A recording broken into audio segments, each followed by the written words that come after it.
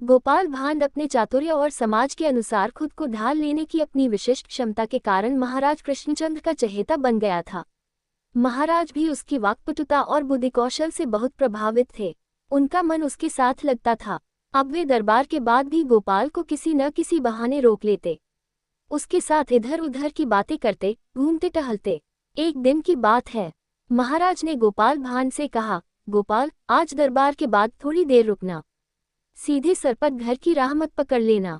गोपाल ने शिष्टतावश कहा, जो आज्ञा महाराज। शुरू से अंत तक उस दिन दरबार गहमागहमी वाला बना रहा। समापन पर जब कर्मचारीगण अपना अपना खाता बही समेटने लगे, तब महाराज अपने आसन से उठे और गोपाल को अपने साथ लेकर बागीचे की तरफ चले गए। देर तक महाराज बागीचे में टहलते रहे और गोपाल से बातें करते रहे। बागीचे में टहलते टहलते वे दोनों उस भाग में आ गए जहां फलदार वृक्ष लगे थे। गोपाल को पके कटहल की सुगंध मिलने लगी। उसे कटहल बहुत पसंद था। जैसे जैसे दोनों आगे बढ़ते रहे, कटहल की गंध और तेज होती महसूस हुई। चलते चलते वे दोनों उस स्थान पर पहुंच गए जहां कटहल के पेड़ों का लंबा सिलसिला था। पेड़ों के तनों से लटके पके कटहलों को देखकर गोपाल के मुंह से पानी आने लगा। इच्छा हुई कि वह महाराज से कटहल मांग ले, मगर संकोचवश वह ऐसा नहीं कर पाया। सूरज डूबने के बाद जब अंधेरा घना होने को आया, तब महाराज ने गोपाल को घर जाने की इजाजत दी। बागीचे से घर की राह पकड़ने के बाद भी गोपाल की नाक में कटहल की सुगंध बसी रही। उसका मन ललचा रहा था। रास्ते में वह सोचने लगा कि ऐसी कोई तरकीब निकाली जाए कि बिना मांगे ही महाराज उसे कटहल दे दें। इसी उधेड़ बुन में राह कैसे कट गई, उसे इसका भान नहीं रहा। घर पहुंचकर गोपाल ने हाथ पैर धोए और भोजन करके बिस्तर पर लेट गया। कटहल की सुवास उससे याद आती रही। अंततः कुछ निश्चय कर वह सो गया। दूसरे दिन जब वह दरबार जाने के लिए तैयार हुआ, तब आईने के सामने खड़ा होकर देर तक अपनी मूंछों पर तेल मलता रहा। उसने खूब सारा तेल अपनी मूंछों और होठों पर लगा लिया। जब गोपाल दरबार में उपस्थित हुआ, तब उसकी मूंछों से टपकते तेल को देखकर दरबारी हंसने लगे। दरबारियों के हंसने का कारण जानने के लिए महाराज ने जब गोपाल की ओर देखा, तब उन्हें भी हंसी आ गई। उन्होंने गोपाल को छेड़ते हुए पूछा, क्यों गोपाल, अभी तुम क्या किसी तेली के पास से आ रहे हो?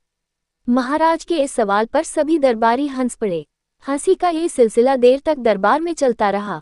गोपाल के मेधा बल, वाक्पटुता और बुद्धिचातुर्य की महाराज द्वारा इसी दरबार में प्रायः सराहना की जाती रही थी, जिससे सभी दरबारी गोपाल से जलते थे। आज जब महाराज ने उसकी तेल चुपड़ी मूंछों के कारण उसका उपहास किया, तो दरबारियों को अपनी भड़ास निकालने का अवसर मिल गया। हंसी के बहाने वे दरबार में गोपाल का उपहास ही तो कर रहे थे। गोपाल इस स्थिति की कल्पना करके ही आया था, इसलिए दरबारियों की हंसी से उद्वेलित नहीं हुआ और न महाराज के सवाल से ही उसे कोई परेशानी हुई। उसने मुस्कुराते हुए महाराज से कहा, महाराज, मैं किसी तेली के पास क्यों जाऊंगा? तो फिर तुम्हारी मूंछों से तेल क्यों टपक रहा है? महाराज ने पूछा। महाराज, ये तो सतर्कता के लिए लगा लिया है, गोपाल ने उत्तर दिया। कैसी सतर्कता? महाराज ने पूछा। महाराज, गोपाल ने मुस्कुराते हुए कहा, कटहल का लासा बहुत गाढ़ा होता है। चमड़ी पर लग जाएगा तो छूटना मुश्किल। मूंछों में लग जाए तो मूंछ मुड़ाए बिना कोई उपाय नहीं है उस लासा से छुटकारा पाने का।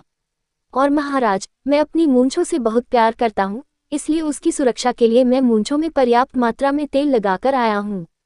महाराज उसके उत्तर से चकरा गए।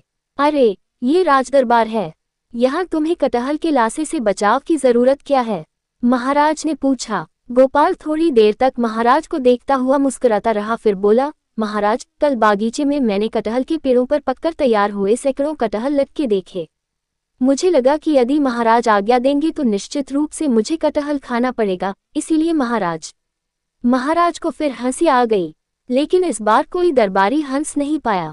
सबने समझ लिया कि गोपाल ने अपने लिए कटहल की जुगत भिड़ा ली है।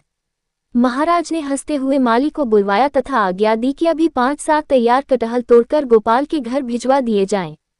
गोपाल मन ही मन मुस्कुराता हुआ अपनी मूंछों के तेल को पोंछने में लग गया।